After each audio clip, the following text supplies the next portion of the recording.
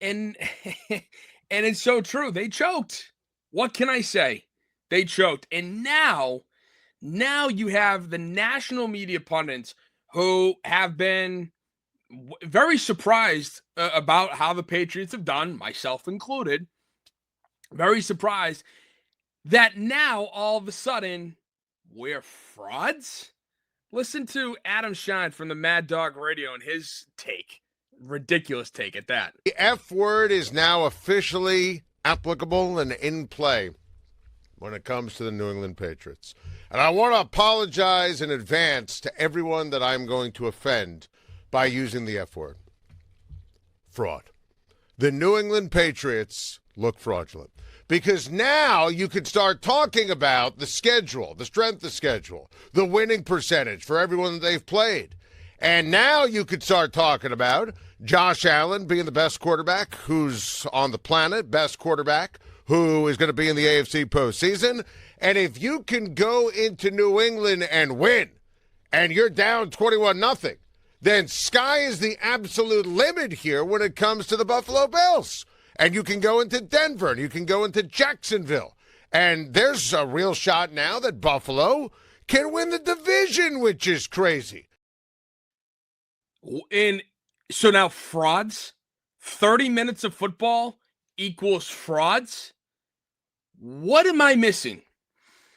We're not the Kansas City Chiefs of last year who basically won 15 straight one-score games. That's not us. Have we played down to some teams and escaped some games with the victories after, winning by a score, and going against teams that we shouldn't? We should have kicked their ass, but we win by a handful? Yes. But we've also kicked the ass of teams that we should have kicked their ass. Carolina being one of them.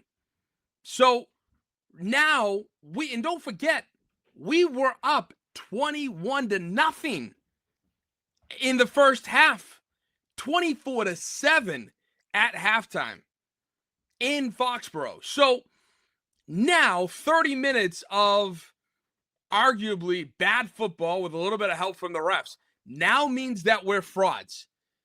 This is the problem that I have with talk show, radio sometimes, is that these guys just, they need to come up with something. And don't get me, and listen, you can argue I do the same thing.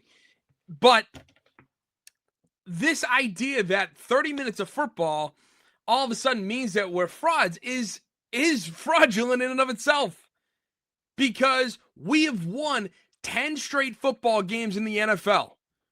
That's no easy task, especially for a team that has been 4-13 the last 2 seasons in a row with a second-year quarterback who wasn't that great last year, who had an horrendous offensive coordinator.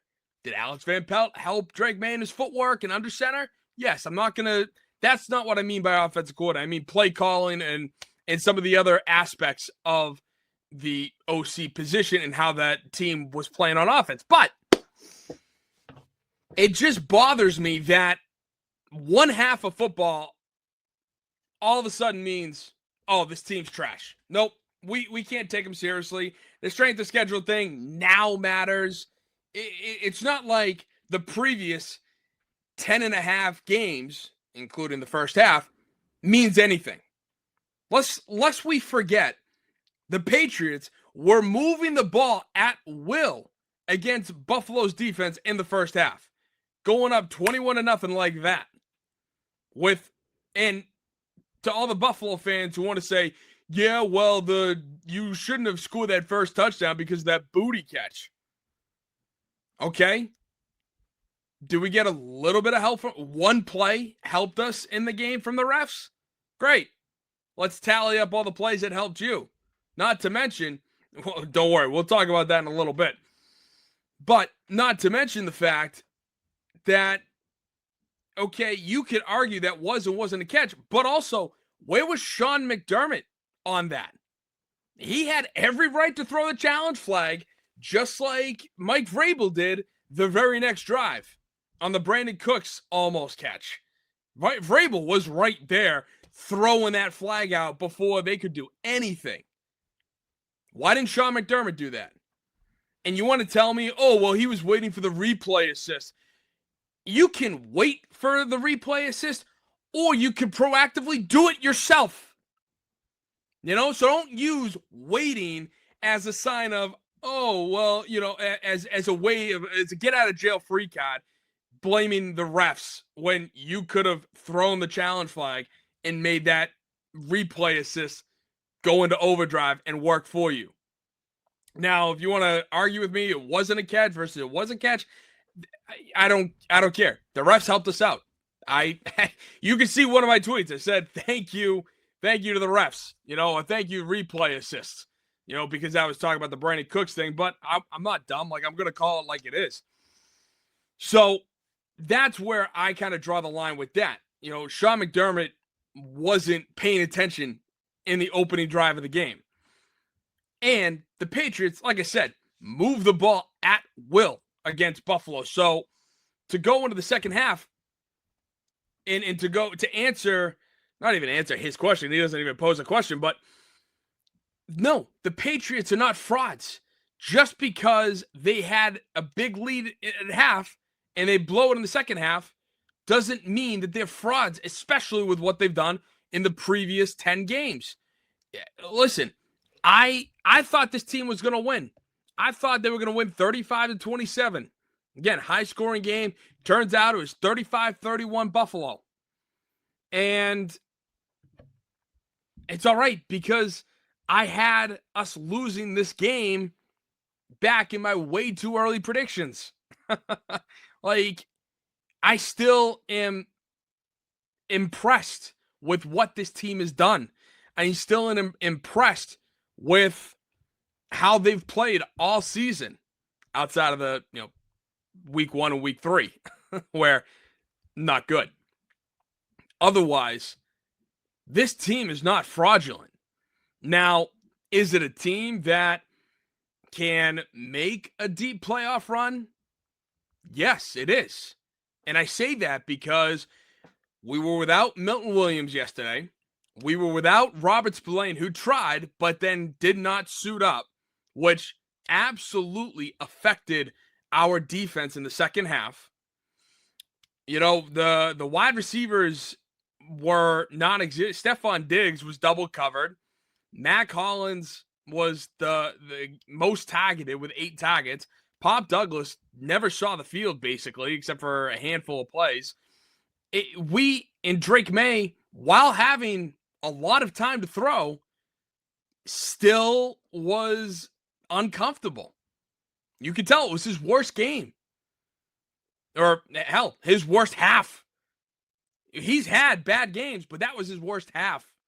So, this idea that the Pats are frauds now? Come on. Guys, can you think of something else? Because I came on here last week and said that no matter what happens on Sunday, barring them getting blown out, that my mind isn't changed about this team. This team is legit, regardless of the strength of schedule, regardless of a bad half of football. This team is still legit, and I truly believe that coming out of this game. And it's just, hey, you're not going to win every game, especially with a quarterback as young as Drake May, who is still trying to get, his a feel for everything. It's not that bad. Don't listen to the national media. Don't listen to the naysayers on this team. This team can still make a deep playoff run. Is it going to be harder, especially the fact that Denver won? Yeah, it is. Because the whole thing is to get that number 1 seed.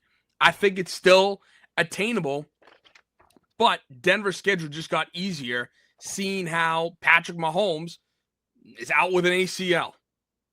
So that Kansas City game on Christmas Day is not as tough as I would have liked, which sucks. So that means we're probably going to be the number 2 seed as long as we win out.